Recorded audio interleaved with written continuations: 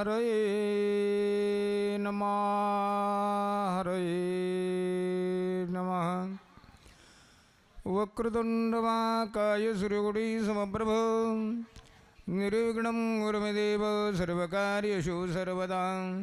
गणनाथ सरस्वती रवि शुक्र बृहस्पति पंचदाणी स्मरे नित्यं वेदवाणीं प्रवर्तके। गुरुर्ब्रह्मा गुरुर्विष्णु जय।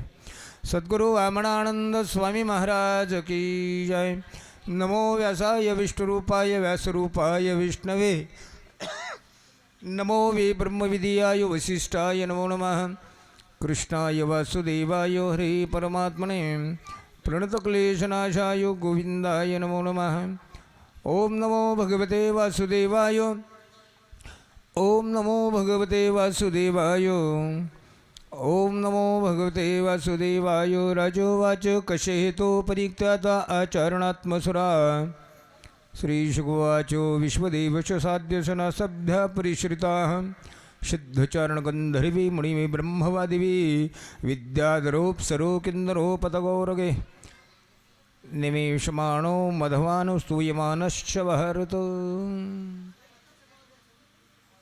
पवित्र गंगेच्या तटाकावर भगवान शुकाचार्य महाराज राजा परीक्षितीला श्रीमद्भागवत महापुराण सांगू लागलेले आहेत.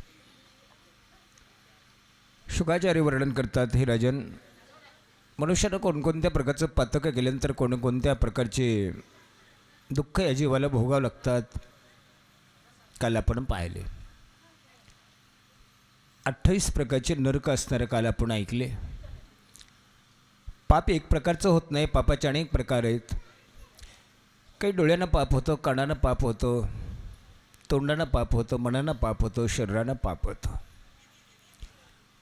अनेक प्रकारचं पाप होतं. म्हणून असणारा त्या ठिकाणी आपल्या हातातून कोणत्या प्रकारचं पातकं घडू नये त्याची काळजी घ्यावत आणि परमात्माचं नामचिंतन करत जावं. देवाच्या नामामध्ये खूप मोठी शक्ती आहे. आपण केलेलं पातक हे आपल्यालाच भोगावं लागतं. म्हणून अखंडित परमात्माचं नामचिंतन करणं अत्यंत महत्त्वाची गोष्ट आहे. असो, याप्रमाणे परीक्षित राजानं सांगितलं, अजून काही मला चरित्र सांगता का महाराज? ऐक राजा, एक सुंदर कथा सांगतो तुला. देवतांचा राजा इंद्र. आता इंद्र म्हणजे मोठा माणूस आहे ना. सर्व त्याच्या अधिकारामध्ये असणारं सर्व देवता कार्य करतात.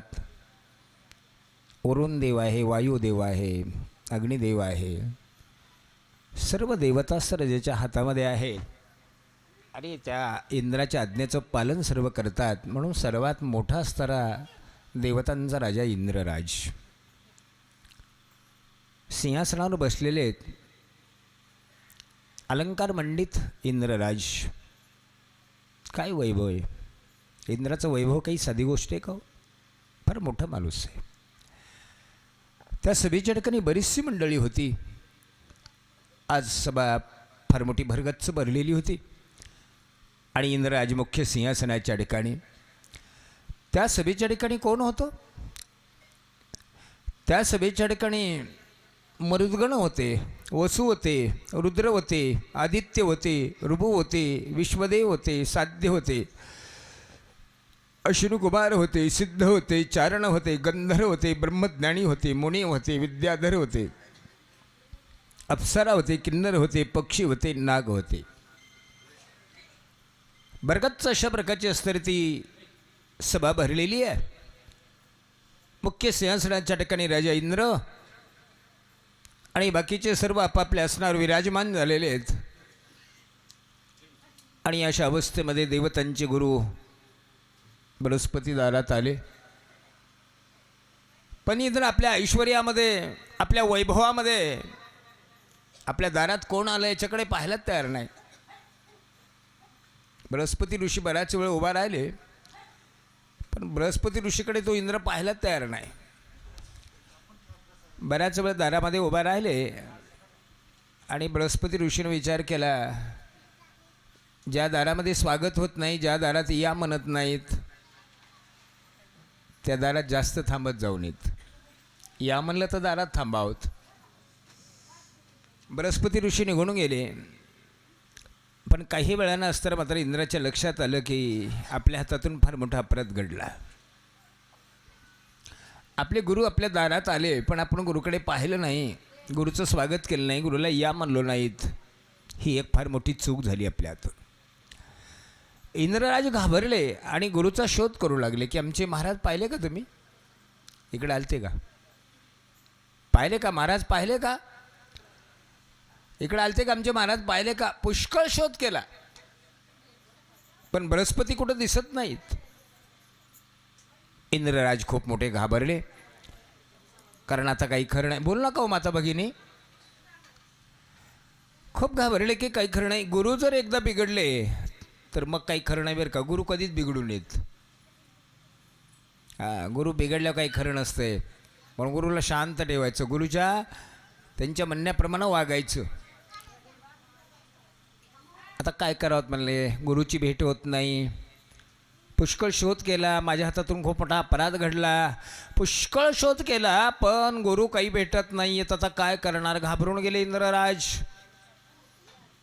ब्रह्मदेवाकडे गेले, काय सांगावत म्हणले, माझ्या हातून एक फार मोठा अपराध झाला. दारामध्ये गुरु आले पण गुरुला या म्हणलं नाही, स्वागत केलं नाही, पुष्कळ शोध केला पण गुरु कुठं भेटत नाहीत, काय करावं.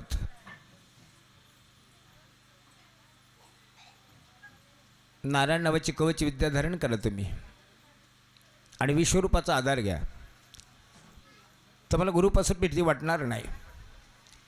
ठीक आहे, नारायण नावाची कवच विद्या धारण केली, विश्वरूपाचा आधार घेतला आणि विश्वरूपाच्या सानिध्यामध्ये असताना इंद्रराज बसले.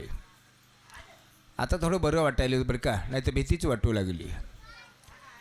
विश्वरूपाला 3 मुख होते. एका मुखानं अन्न खायचं, एका मुखानं असताना पाणी पिणं, पाणी प्राशन करायचं, एका मुखानं असताना हवा भक्षण करायचं. बऱ्याच काळ असताना त्यांच्या सानिध्यात राहिल्यानंतर काही वेळाने इंद्राच्या लक्षात आलं की इथं थोडी गडबड व्हायली. हा पवित्र प्रसाद असताना दैत्याला पार्सल व्हायलेला आहे. ज्याच्या जवळ बसलो त्याला खलास करून टाकावं. इंद्रानं शस्त्र घेतलं आणि विश्वरूपाचा वध करून टाकला. विश्वरूपाचा वध केल्या कारणाने विश्वरूपाच्या मुखातून 3 पक्षी बाहेर पडले. कपिंजल नावाचा पक्षी, सुरापित नावाचा पक्षी आणि अन्नदक नावाचा पक्षी.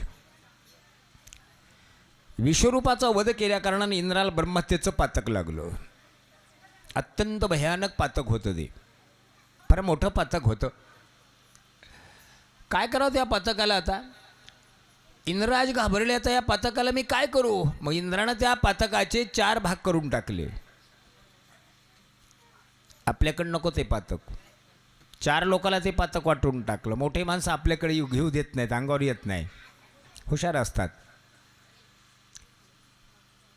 हे पातक 4 लोकाला वाटून टाकलं. ब्रह्महत्येच्या पातकाचा पहिला भाग जमिनीला दिला, ब्रह्महत्येच्या पातकाचा दुसरा भाग पाण्याला दिला, ब्रह्महत्येच्या पातकाचा तिसरा भाग वृक्षाला दिला आणि ब्रह्महत्येच्या पातकाचा चौथा भाग स्त्रीला देऊन टाकला. जमिनीला दिलेलं ब्रह्महत्येचं पातक उकरड्याच्या रूपानं प्राप्त होतं. एखाद्या जमिनीमध्ये खड्डा जर खणला तर काही कालांतरानं असताना तो भरून जातो. पाण्याला दिलेलं ब्रह्महत्येचं पातक फेस आणि बुडबुड्याच्या रूपानं प्राप्त होतं. वृक्षाला दिलेलं ब्रह्महत्येचं पातक, झाडाला दिलेलं ब्रह्महत्येचं पातक डिगाच्या रूपानं प्राप्त होतं. आणि चौथं जे स्त्रीला दिलेलं ब्रह्महत्येचं पातक मासं प्रदरते, प्रत्येक महिन्याला रोजी रूपानं प्राप्त होतं. असं 4 ठिकाणी असताना ते पातक वाटून टाकलं. इंद्रानं 4 देऊन टाकलं. त्यापैकी चौथं जे काही ब्रह्महत्येचा पातकाचा भाग आमच्या माता भगिनींना आलेला आहे, हे फार मोठं पातक आहे, खूप मोठं आहे. म्हणून 4 दिवस असताना माता भगिनींना कोणतंही काम करायचं नाही, विश्रांती घ्यायची. 4 दिवस कोणतं काम करायचं नाही, कष्ट करायचे नाही आणि आराम करायचा. 4 दिवस स्वयंपाक पाणी वगैरे करायचं नाही, काही जेवायला वाढायचं नाही, काम करायचं नाही. एक 4 दिवस थोडी विश्रांती घ्यायची. कारण हे थोडं पातक फार मोठं पातक आहे बरं का, लक्षात ठेवा. आणि या पातकाच्या दोषातून मुक्त जाण्याकरता आमच्या माता भगिनींना एक व्रत सांगितलं. ते व्रत केल्यानंतर माता भगिनी असतात त्या व्रतात त्या पातकातून मुक्त होतात. कोणतं व्रत? भाद्रपद शुद्ध पंचमीच्या दिवशी ते व्रत करायचं. त्याला ऋषी पंचमीचं व्रत म्हणतात. सप्त ऋषीचं अरुंधतीची पूजा करायची त्या दिवशी. आणि असं व्रत जर असणाऱ्या स्त्रियानं केलं तर स्त्रिया असतात त्या पातकातून मुक्त होतात. असं 4 लोकाला असतात ते ब्रह्मतेचं पातक वाटून टाकलं. विश्वरूपाचा वध केल्या कारणानं त्वष्टाने एक दक्षिणाग्री हवन केलं आणि दक्षिणाग्री हवनातून एक यज्ञकुंडातून एक वृत्रासूर बाहेर आला. तो भयानक वृत्रासूर, अत्यंत विकराळ स्वरूप त्याचं, प्रचंड दाढा जटा वाढलेल्या आहेत, धिप्पाड शरीर आहे. आणि असं ते युद्धकुंडातून बाहेर गेल्यानंतर इंद्राच्या पाठीमागे लागला तो वृत्रासूर. इंद्रराज घाबरले. आता काय करावं म्हणले, हा भयानक धिप्पाड दिसतो, माझ्या पाठीमागे लागला, मला मारण्याचा प्रयत्न करतो. मग या वृत्रासुराचा वध करण्याकरता काय करावं लागल? अनंत प्रयत्न केले पण वृत्रासुराचा वध होत नाही. तो युद्ध करायला आहे माझ्यासोबत. इंद्रराज घाबरले. आता काय करणार मी? याला विचार केला, वृत्रासुराचा वध करण्याकरता काय करावं लागेल? हो, शस्त्रास्त्राने त्याचा वध होईल. त्याचा मृत्यू कोणाच्या हातून? ए बाळांनो, खाली बसा रे, खाली बसा, बसा बसा खाली. मला उभा राहिलं कोणी बोललं की मला बोलता येत नाही. पा कारण असं असतं की कोण एकाने बोलत एकाने ऐकावत. मग तुम्ही बोललात दररोज, माझंच ऐकतात, आज मी तुमचं ऐकतो, तुम्ही बोला.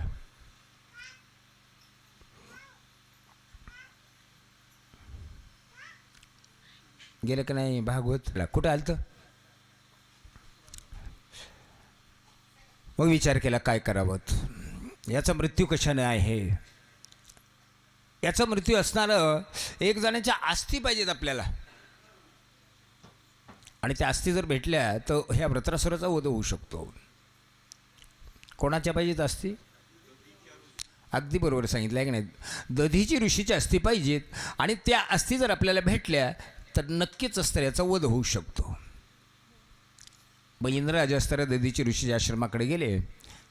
दधीची ऋषीला नमस्कार केला.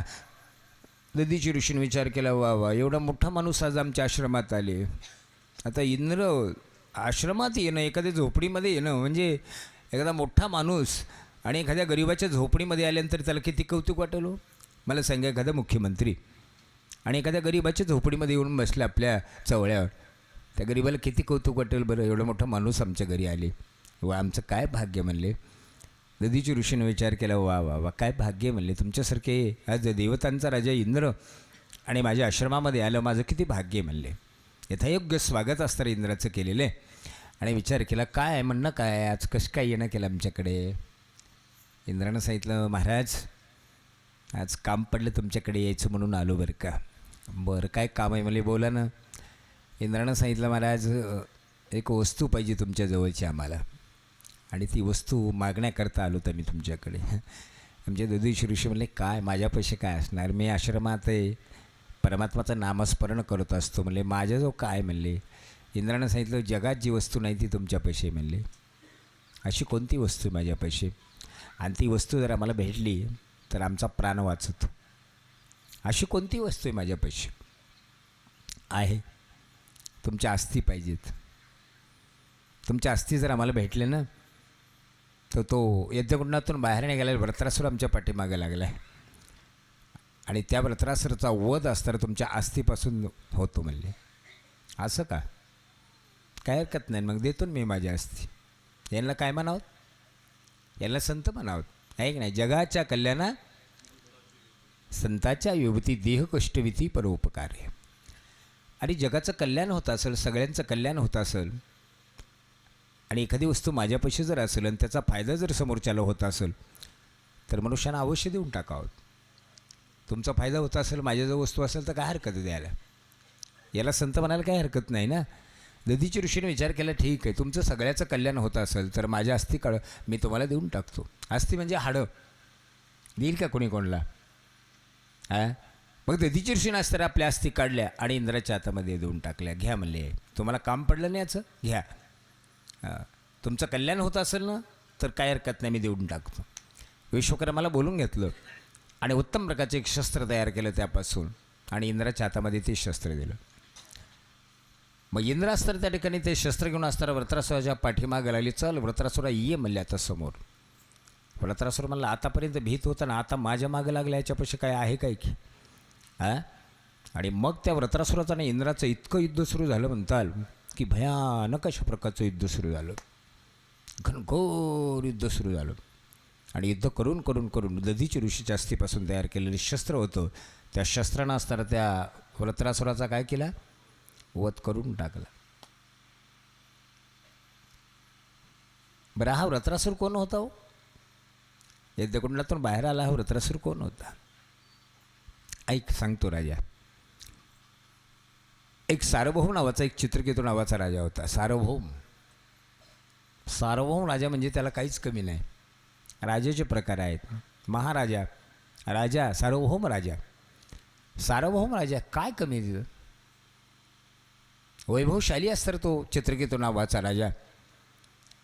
आणि त्या चित्रकेतू नावाच्या राजाला 1 कोटी पत्न्या होत्या. सुभाषराव आहे की नाही? गंमतच आहे. मला वाटतं आमच्या देवापेक्षा जास्त झाल्या का? देवाला किती होत्या?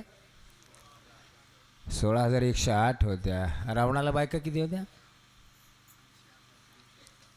80,000. त्याच्यापेक्षा जास्त झाले ना? 1 कोटी. 1 कोटी पत्न्या. चित्रकेतू राजाला 1 कोटी पत्न्या. आपल्या गावची लोकसंख्या किती? तुमच्या गावची?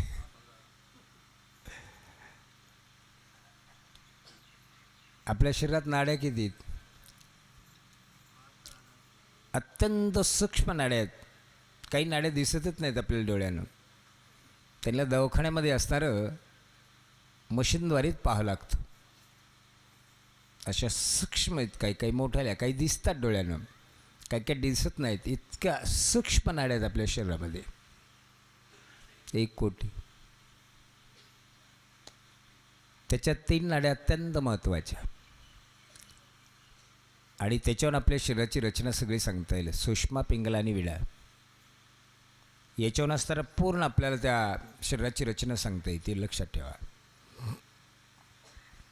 ज्यांना नाडी परीक्षेचा अभ्यास आहे ना, त्या वैद्याकडे जर गेलं तर वैद्य आपल्याला विचारत नाही तुमचं काय दुखायले. ते बरोबर असं पाहतात, त्या नाडीच्या ठोक्यावरून सांगतात. 2 महिन्यापासून थोडा अशक्तपणा झाला आहे का तुम्हाला? जेवण जात नाही ना? अन्न कडू लागायले ना? थोडा थकवा येतो ना? थोडी ताप यायली ना? डोकं दुखतं ना? वैद्य आपल्याला सांगतात. त्यांना सांगायची गरज नाही. पण आपण डॉक्टरकडे गेलोत. डॉक्टर म्हणतात बसा पुढे, डोळे दाखवा, जीभ दाखवा, श्वास घ्या, सोडून द्या. असं सरळ झोपा, पालथ झोपा, उठून बसा. काय दुखायले? तुमचं काय दुखायले? म्हणजे तुम्ही आम्हाला सगळं परेशान केलं आधी अर्धा तास आणि पुन्हा आम्हाला चेचातात. काय मग आम्हाला डोकं दुखायले, आम्हाला ताप आली, आम्हाला अशक्तपणा, आम्हाला जेवण जात नाही, काय आपलं असेल ते सांगायचं. मग घेतात ह्या औषध, मेडिकल जाऊन घ्या, ह्या गोळ्या सकाळ दुपार संध्याकाळ घ्या, हे असं करा तसं करा. सगळं आम्हालाच विचारलं. वैद्य विचारत नाही तुम्ही पहा. अजून वैद्य बरोबर असताना तुमचं काय दुखतं ह्या ठोक्याहून सांगतात. आमच्या इथं एक वैद्य होता पहा, मला आठवत नाही तो, माझ्या लहानपणीच गेले असतील.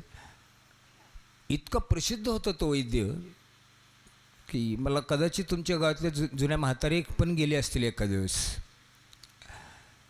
की एखाद्याचं शर्ट जर आणलं त्यांनी असा वास घेतला किंवा एखाद्या माता भगिनींचं ब्लाऊज आणलं आणि ते वास घेतला की ते बरोबर बसल्या बसल्या सांगायची त्या बाईला असं झालंय.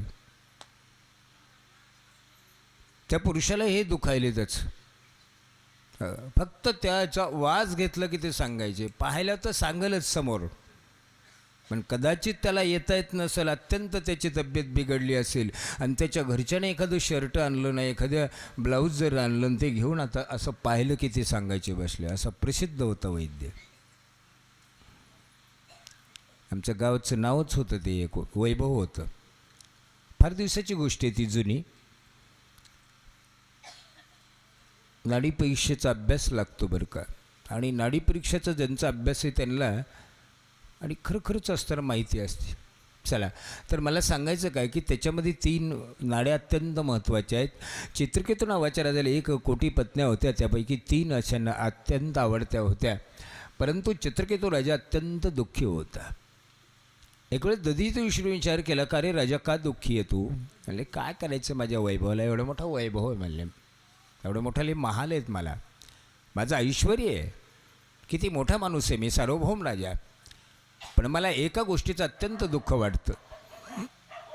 काय वाटायले? काय करायचं माझ्या एवढ्या मोठ्या वैभवाला मला सांगा बरं. एवढा मोठा बंगला बांधला आणि याच्यात पाळणा जर बांधला नाही तर मला वाटतं त्याची शोभा नाही हो. पहा बरं, आज एवढ्या मोठ्या मंडपामध्ये हे पाळणा बांधला की किती शोभा आली. पाळणा असायला पाहिजे, लेकरू रांगायला पाहिजे, लेकरू बोलायला पाहिजे, लेकरू खेळायला पाहिजे, लेकरू खोड्या करायला पाहिजे, आणि लेकराशिवाय शोभा नाही. हे की नाही? हे कोणामुळं करायचं? त्या बाळामुळंच करायचं, लेकरामुळं. न पुत्रश बरो मला अभो, मला पुत्रप्राप्ती नाही, पुत्रसंधान नाही आहे, वैभव नाही, माझ्या अग्रस्थाश्रमाचा लाभ नाही महाराज. आणि मला वाटतं एखादा पुत्रप्राप्ती, पुत्र तुझ्या नशिबात दिसत नाही बाळा. खूप दुःख वाटलं, काय करायचं माझ्या एवढ्या मोठ्या वैभवाला. ठीक आहे, माझ्या नशिबात नाही, तुम्ही काही पुण्य केलं का? आता आमचं ते बालपणापासून हेच चाललं आहे. मग असं कारण तुमचं पुण्य देऊन टाका, तुमच्या पुण्यानं झालं तर झालं. एखादा मुलगा दधीचीने विचार केला, खूप पुत्रमोहात पडलेला दिसतो बिचारा. एक फळ घेतलं आणि सांगितलं, जा आपल्या पत्नीला असतं ते फळ खायला दे, तुला मुलगा होईल. फळ वगैरे आणलं, आपल्या पत्नीला सांगितलं की महाराजाने एक फळ दिलेले, फळ खाल्लं की आपल्याला मुलगा होईल. फळ सेवन केलं. योग असा की गर्भधारणा झाली आणि उत्तम प्रकारचा चित्रकेतू नावाच्या राजाला एक मुलगा झाला. अत्यंत आनंद झाला. खूप दिवस झाली मुलबाळच नव्हतं. मला सांगा, एक 10-20 वर्ष लग्न होऊन अत्यंत दुःखी आहेत. ज्या दिवशी मुलगा होईल त्या दिवशी कसं वाटेल? वा, काय योग चांगला आपला, किती दिवसापासून वाट पाहत होतो. आज मला मुलगा झाला. अत्यंत चित्रकेतू नावाच्या राजाला आनंद झाला. खूप दिवसापासून लग्न झालं पण मुलबाळ नव्हतं, माझ्या नशिबात नाही, पण सद्गुरूच्या कृपेने असताना मला मुलगा झाला. अत्यंत त्या मुलाचं कौतुक, त्याचं मोठं बारसं केलं, त्याचं बालपण, त्याचा उत्सव केला. अत्यंत त्या मुलाची आवड निर्माण झाली, अत्यंत आनंद झाला चित्रकेतू राजाला, मला मुलगा झाला. काय त्याचं बारसं, काय त्या लेकराचं कौतुक करू लागले महाराज. असं करता करता करता 6 महिन्यानंतर तो मुलगा जात राहिला. कसं वाटेल? खूप दिवसापासून नव्हता, आनंद प्रयत्न करून असताना झाला, आणि 6 महिने बाळ राहिलं, आणि 6 महिन्यानंतर ते बाळ जात राहिलं. किती दुःख झालं. मला वाटतं त्या दुःखाचा हिशोब करता येणार नाही का हो? आनंदाचा हिशोब करता येणार नाही, आणि दुःखाचं अगणित दुःख झालं, अत्यंत दुःख झालं. डोळ्यातून पाणी येऊ लागला, तो रडू लागला. चित्रकेतू राजा त्या मुलाबद्दल अत्यंत आक्रोश करू लागलेला आहे, दुःख करू लागलेला आहे. नारायण नारदजी समोर आले, पाहिलं चित्रकेतू राजाच्या डोळ्यामध्ये पाणी आलं. का रे राजा, चेहरा सुकून गेला, दुःखी दिसतोस, डोळ्यामध्ये पाणी आलेलं आहे, काय झालं? महाराज काय सांगू तुम्हाला, लग्न होऊन बरेच दिवस झाले होते, मला मुलबाळ नव्हतं, पण सद्गुरूच्या कृपेनं महाराजांनी एक फळ दिलं मला. ते फळ असताना पत्नीला सेवन केल्यानंतर मुलगा झाला. नारद म्हणले, मुलगा झाल्यावर कसं वाटलं तुला? मुलगा झाले कसं वाटलं? हां, फार छान वाटलं, म्हणजे खूप आनंद झाला. बरं, मग 6 महिन्यानंतर महाराज ते मुलगाच जात राहिला. नारद म्हणले आता कसं वाटतंय? मुलगा गेले कसं वाटायले तुला? तर म्हणलं काय सांगत, अत्यंत दुःख वाटायले. नारद म्हणले राजा, मुलगा मुलगा करतोस म्हणले, मला सांग बरं, ज्याला 4-5 मुलं आहेत त्याच्याकडे जा बरं. का हो, काय चाललं? तो म्हणतो बरं आहे. नाही, कसं काय तुमचं चाललंय काय? तो म्हणतो महाराज काय सांगायचं, न सांगितलेलंच बरं. नाही, झालं काय? 5 मुलं आहेत. 5 मुलाला 5 बंगले बांधून दिलेत. 100 एकर जमीन आहे, बागायचं आहे, सगळ्या गोष्टी चांगल्या आहेत. पण गाईच्या कोट्यात हातानं भाकर करून खातो. मुलं विचारित नाहीत मला. काय करायचं वैभव? ज्यांना काहीच नाही त्यांच्याकडे जा.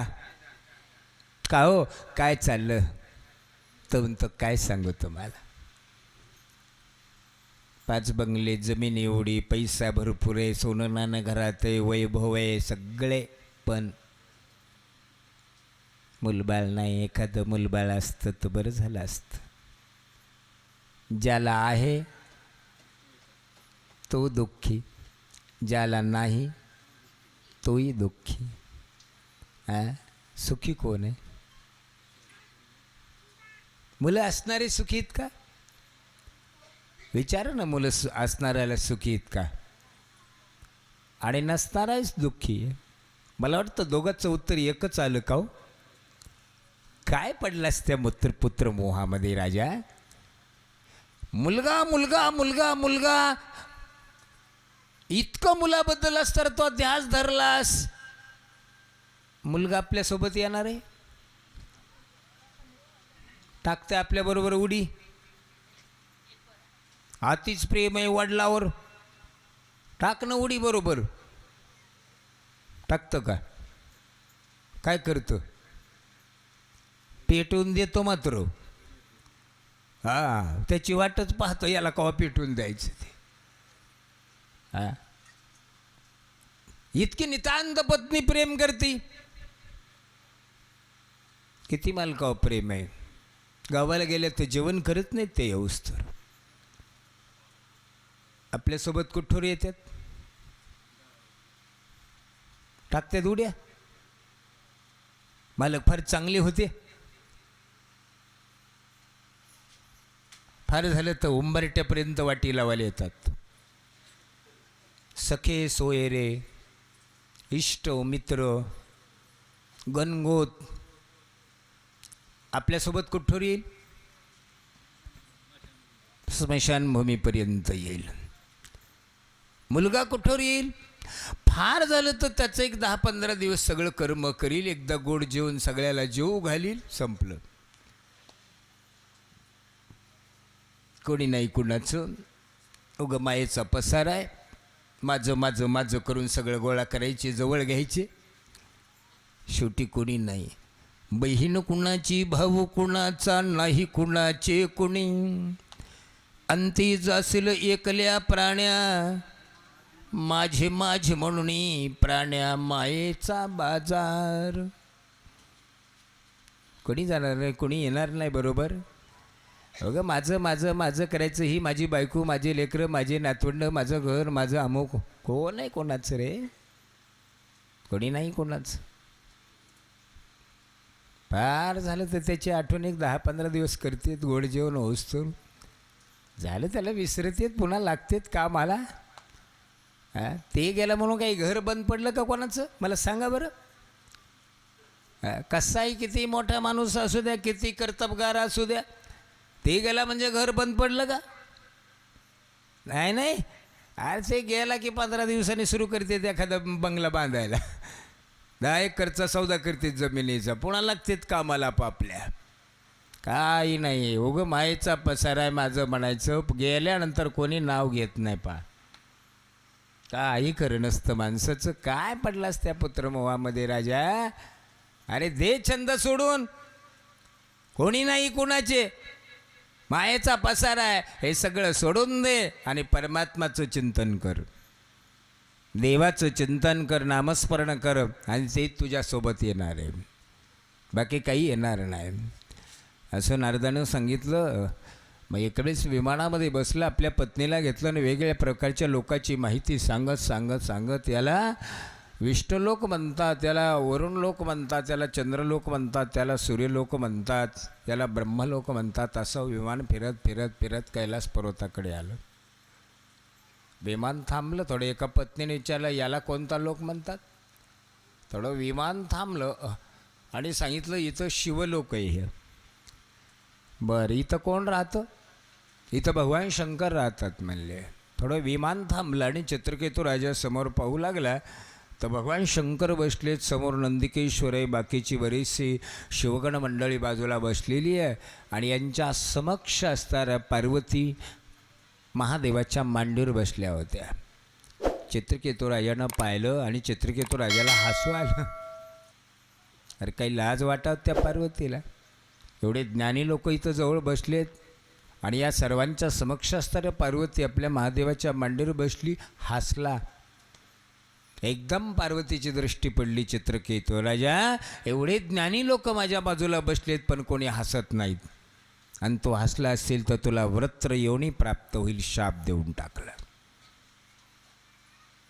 चित्रकेतू राजानं नमस्कार केला. माते खरंच हसून येत, पण हसलो, माझ्या लक्षात आलं नाही, मी अज्ञानामध्ये हसून गेलो, क्षमा कर, मला शाप दिला, शाप भोगावं लागेल, पण उशाप.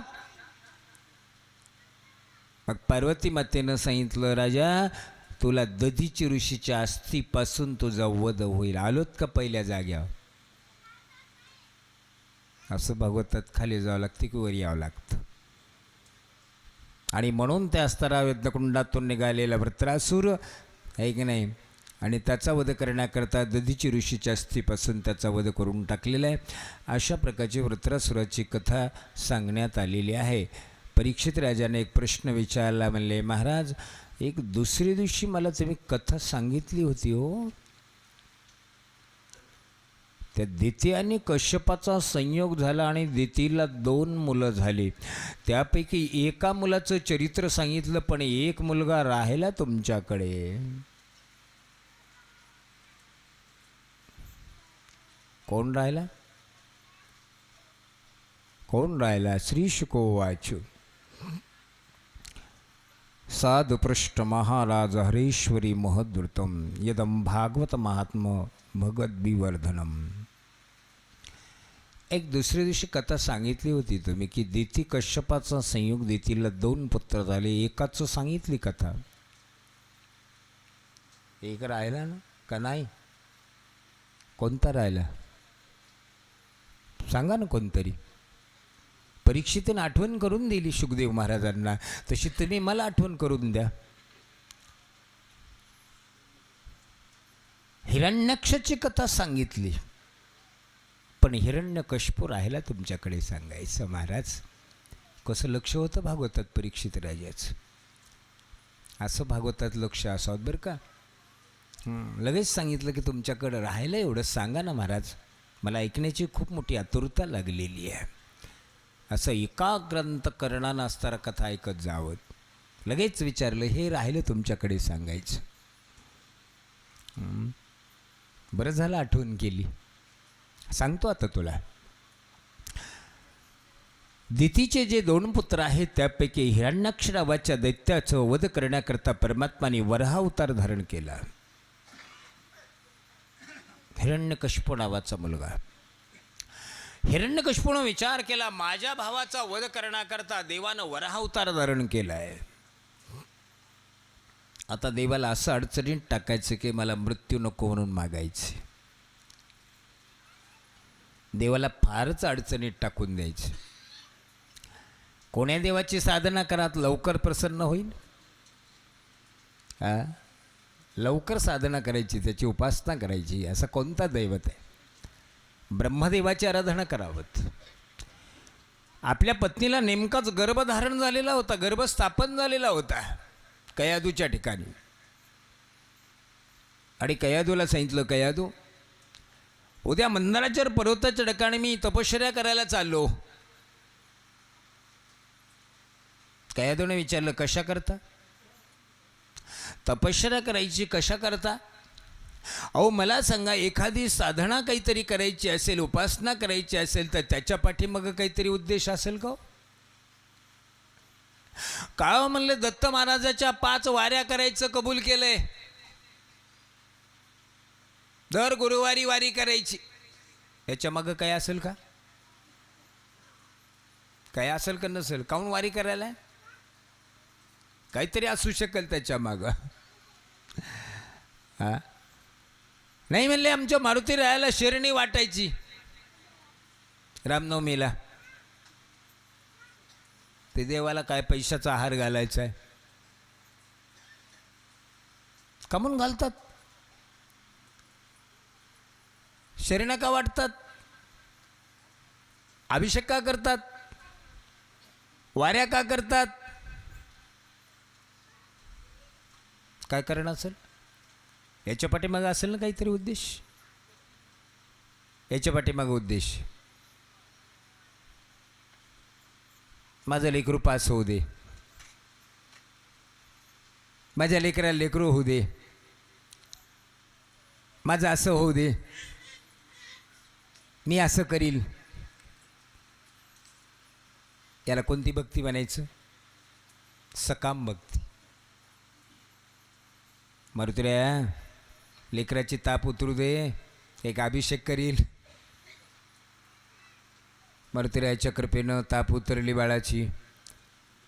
बाई मालकाला सांगते, आहो आपल्या श्रीरामची ताप उतरली, देवाला बोलून गेले ते. आज शनिवार आहे मला वाटतं का हो. मारुतीला अभिषेक करा, देवपाला सांगा. अभिषेक केला. बाई शेजारीला सांगते, बाई बरं झालं मी बोलले होते मारुतीरायाला, माझ्या लेकराची ताप उतरू दे. ताप उतरली, आज अभिषेक करून टाकला शनिवारचा. सगळ्याला सांगत राहते. मारुतीराय म्हणते, फार मोठं काम केलं नाही तू माझं. तू सगळ्या गावात हलके वाजून सांगायलीस ना, तू फार मोठं काम केलं नाहीस. परभणीला गेली असती तर 500 रुपयाचे कमी लागले नसते दवाखान्यात. तुझी ताप किती रुपयात उतरली? एक 10 रुपयाचं नारळच फोडलंस तू माझ्या पुढे. का फार मोठं काम केलं नाहीस. याच्यात याला भक्ती कोणती म्हणायचं? सकाम भक्ती आहे. नाही नाही, म्हणजे देवाला काहीतरी लालूच दाखवायची. काय देवाला काहीतरी लालूच दाखवायची. असं तुला करते, माझं असं काम कर. माझ्या पोराचं लग्न जमू दे, मी गुरुवारच्या वाऱ्या करील दत्त महाराजाच्या. दत्त महाराज म्हणतात, मोठं काम केलं नाही. 5 वाऱ्यात सून आणून दिली. तू फार मोठं काम केलंस का माझ्याकरता? याच्यात प्रेम नाही, लक्षात ठेवा. व्यवहार आहे हा. जसं मला काही काम पडलं, दुकानदार एक 500 रुपये देतं का मला? एक 5-6 दिवस तुम्ही मला दिले, माझं काम झालं, माझ्या पैसे आले, मी तुम्हाला देऊन टाकले. ह्याला काय म्हणायचं? व्यवहार. तसा आपण देवाशी व्यवहार करतो. याच्यामध्ये प्रेम नाही देवाला. तुम्ही काही केलं तर प्रेम नाही. भक्ती करा, पण कशी करा? निष्काम भक्ती करा. देवापासून कोणत्या प्रकारची अपेक्षा करायची नाही, पण देवाची उपासना करायची, साधना करायची. तुला काहीच मागायचं नाही, फक्त तुझी सेवा करायची. याच्यामध्ये प्रेम आहे बरं का. काही न मागता, काही अपेक्षा न करता त्याची सेवा करणं, याच्यात अत्यंत देवाला प्रेम आहे. सकाम भक्ती आणि निष्काम भक्तीचे प्रकार, याच्या पुढे अजून मी 9 प्रकारची भक्ती सांगल, पण त्या अगोदर सकाम आणि निष्काम ह्या 2 प्रकारच्या भक्ती सांगितल्यात. सकाम भक्तीमध्ये देवाबद्दल प्रेम, आपुलकी, देवाला, भक्ताला हा व्यवहार आहे. निष्काम पाहिजे, काही मागायचं नाही, फक्त सेवा तुझी घडावत. मागणे एक, तुझं प्रती आहे, देशील तरी पाहे पांडुरंगा. मागणी हीच, काही नको मला. अहो कयादून विचारलं, असं का, काय करायचं काय तुम्हाला, साधना करायची म्हणजे काही त्याच्या पाठीमागं उद्देश काहीतरी असेल ना. तुम्ही मंदराचल पर्वताला चाललात ना. हो, मग काय मागून घ्यायचं आहे का तुम्हाला. हो, मला मृत्यू नको म्हणून मागायचा. अहो कयादू म्हणली, काय वेडवणी करता तुम्ही, मृत्यू हा चुकला का हो कोणला, जन्म आहे त्याला, मृत्यू आहे, बाकीचं काही मागा, मृत्यू नको असं म्हणणं, मृत्यू नाही का कोणाला. मला सांगा, खरं सांगितलं का खोटं सांगितलं. कयादूनं हिरण्यकशिपूला खरं सांगितलं का खोटं, खरं सांगितलं. मंदोदरीने एकांतात रावणाला सांगितलं, अहो असं काय करता तुम्ही, ते विघ्न आपल्या गावात कशाला आणलं, ती रामाची कांता का आणली, त्या रामाबरोबर विरोध झाला आपला, ज्याची वस्तू त्याला देऊन टाका, त्याच्याशी मैत्री करा, त्याला शरण जा, आपलं कल्याण आहे त्याच्यात. मंदोदरीने एकांतात सांगितलं होतं मालकाला. अहो काही काही फार खरं सांगतात हो बिचाऱ्या मावल्या, मालकाला समजावून सांगतात आणि त्यांचं खरं असतं, त्यांचं सत्य असतं, पण काही काही बाबा ऐकतच नाहीत. किती खरं सांगितलं एखाद्या मालकीने मालकाला, तो मालक ऐकतच नाहीत. काही काही तुला काय कळतंय, वास्तविक खरं सांगितलं होतं, ऐकत नाहीत. काही काही नाही म्हणले, मला जायचंय साधना करायला. जा, मंदराचल पर्वताच्या ठिकाणी तपश्चर्या करण्याकरता निघाले. हिरण्यकशिपू आसन घातलं, ब्रह्मदेवाची साधना चाललेली आहे. ओम ब्रह्मदेवाय नमः, ओम ब्रह्मदेवाय नमः, ओम ब्रह्मदेवाय नमः. अखंड साधना चालली. इकडच्या बाजूला पत्नीला गर्भस्थापन झालेला होता, अत्यंत सुंदर होती. कयादू रूपवान होती, रूपवान होती, त्यावर असणार ती गरोदर आहे. अत्यंत तेज तिच्या ठिकाणी. आकाश मार्गानं इंद्रराज जाताना इंद्राची दृष्टी पडली आणि कयादूचं हरण करताच नारदाचा आवाज ऐकला, थांब इंद्रा. कयादूला सोडलं आणि कयादूचं रक्षण जर केलं असेल तर नारदानं केलं. नारदानं सांभाळलं कयादूला आणि कयादूला फार मोठा उपदेश केला होता. कारण नारदाच्या लक्षात होतं, हिच्या पोटी एक महान भगवत भक्त जन्म घेणार. सखोल ज्ञान सांगत होते कयादूला. असं ऐकता ऐकता ऐकता ऐकता अशी कयादूला झोप येत होती. येते ना झोप का नाही. असं भागवत ऐकलं की असे डोळे लागतेच हो, काय करात हो महाराज. जेवण केलेलं असतं भरपूर, दही असतं, भाकर असती नाही काला, त्याच्यासोबत चटणी तोंडी लावायला, मस्त जेवण झालेलं असतं, थंडगार वातावरण, पाऊस पडायलेला आहे काय की नाही. आणि इथं कोणी बोलत नाही, गर्दा करीत नाही आणि शांत. मग अशी लहरी येते झोपीची, खटकन पडते शेजाऱ्याच्या अंगावर. आपलं काय नवल आहे, कयादूला झोप लागली. नारद सांगूच लागले आणि सांगता सांगता असताना झोप लागली, डोळे झाकले. गंमत पा, नारद ज्ञान सांगतात, कयादू ऐकत ऐकता झोप येऊ लागली, पण आत गर्भात बाळ होतं, ते हुंकार देत होतं. किती ज्ञान सांगितलं असेल.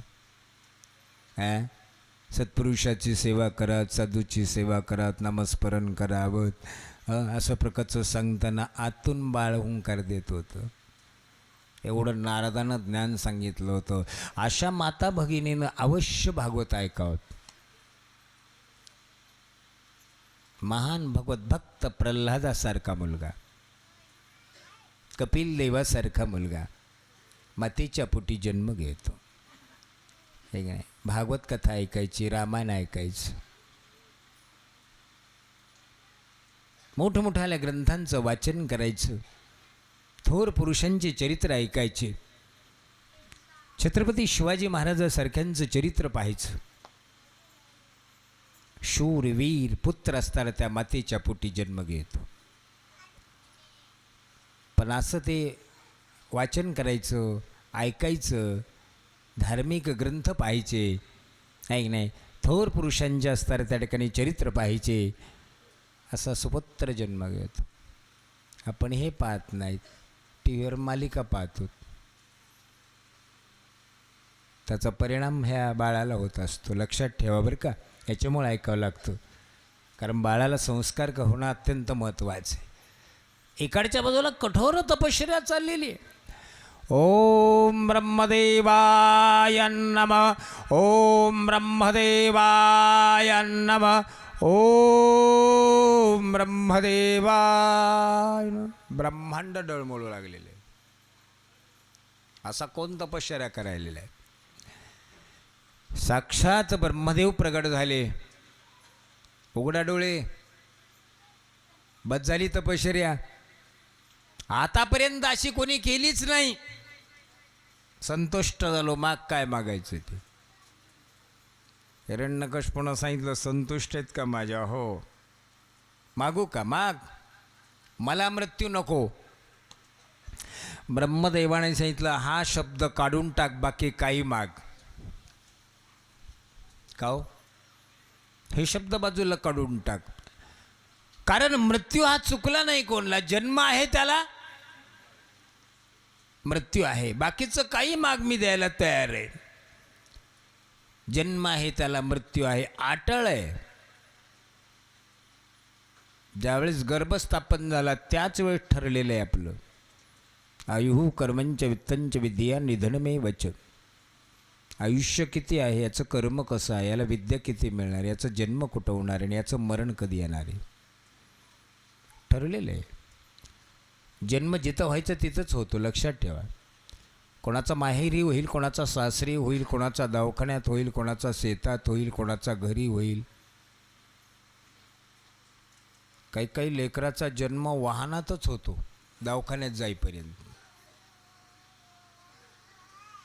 त्या दवाखान्यात जायच्या अगोदरच बाळाचा जन्म होतो का नाही?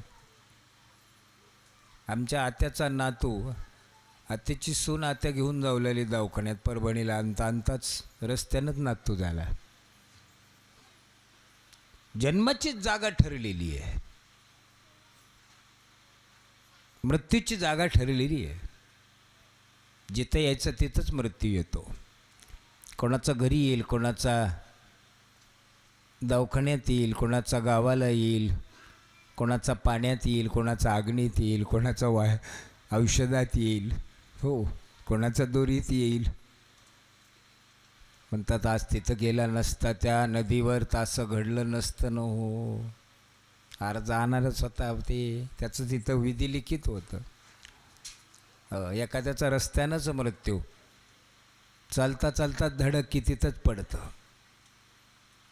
मृत्यूचीच जागा ठरलेली आहे. जन्म आणि मृत्यू अटळ आहे. ज्यांनी जन्म घेतला त्याला मृत्यू एक दिवस आहे. पण फार हुशार होता हिरण्यकश्यप. त्यांनी इतकं देवाला अडचणीत टाकलं. चाणाक्ष होता, हुशार होता.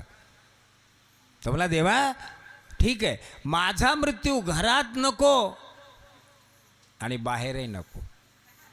बरं, माझा मृत्यू दिवसा नको, रात्री नको. दिवसाही नको आणि रात्री नको. मग येईल का मरण? प्रकाशात नको, अंधारात नको, खाणे नको, वरे नको, मनुष्यानं नको, प्राण्यांना नको, शस्त्रांना नको, अस्त्रांना नको. ठीक आहे, जाय. पाहायचंच काम नाही. वरदान मिळाले. आता मरण येईल का मला? दिवसा नाही, रात्री नाही, कधी मरल? प्रकाशात नाही, अंधारात नाही, कधी मरल? खाले नाही, वरे नाही, कधी मरल? घरात नाही, बाहेर नाही, कधी मरल? मनुष्यांनाही प्राण्यांनाही कधी मरल, याचा अर्थ मला मृत्यूच नाही का? चालताच अस्तर सांगायचं, बंद करायचं ते काय लावलो? त्या पांडुरंगाचं भजन काय करतात? बंद करा, माझं नाव घ्या, माझ्या नावाचा जप करा. कुठं सत्कर्म होऊ देईन, कुठं अन्नदान होऊ देईन, कुठं नामस्मरण होऊ देईन, साधू संतांची विटंबना करायला, गायीची हत्या करायला, अत्यंत दुष्कर्म असताना वागू लागला तो. आणि इकडच्या बाजूला पाहता पाहता असताना कयादूला मुलगा झाला आणि मुलाचं नामकरण करून मुलाचं नाव ठेवलं प्रल्हाद. जन्मतात रामकृष्ण हरी म्हणत होता तो, देवाचं नाव घेत होता तो प्रल्हाद.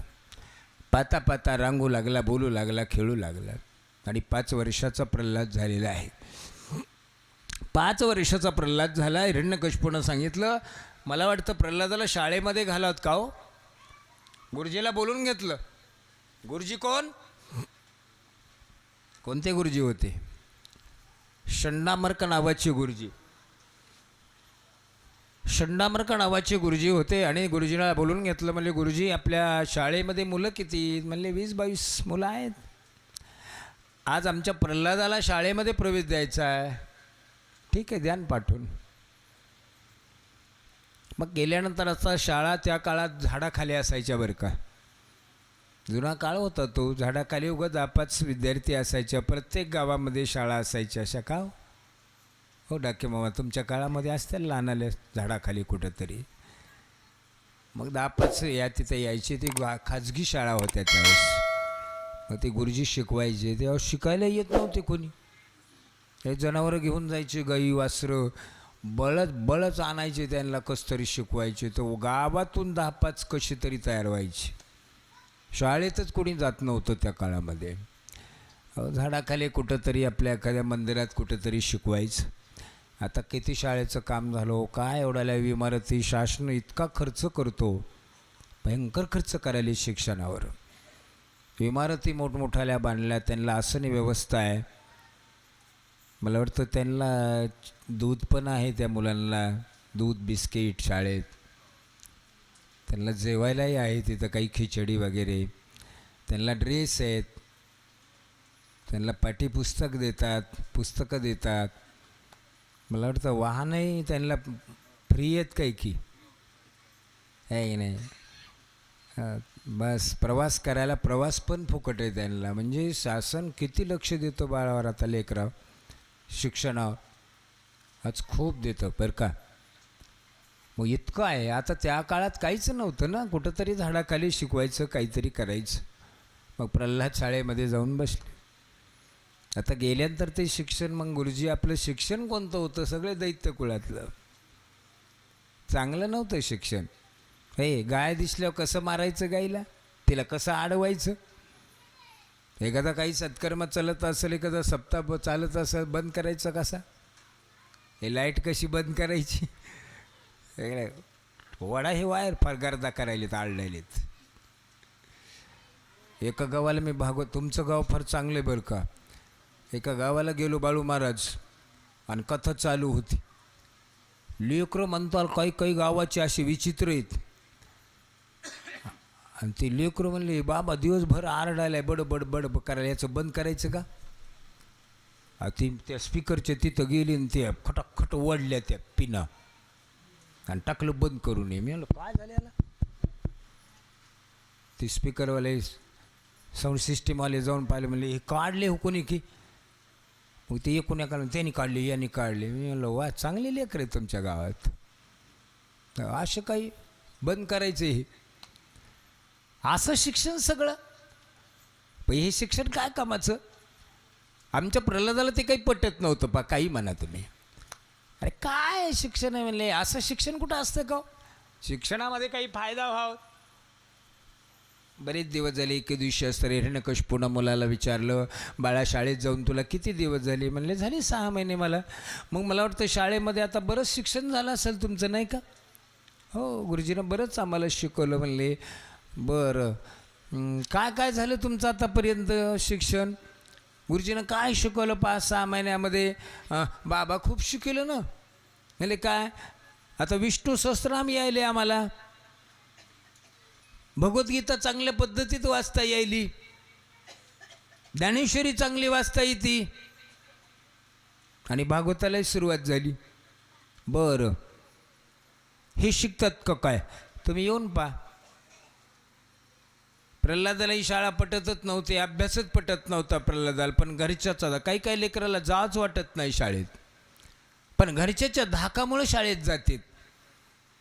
प्रल्हादाला आवडत नव्हतं, इथं नामस्मरण नाही, इथं भजन नाही, हे शिक्षण मला आवडत नाही.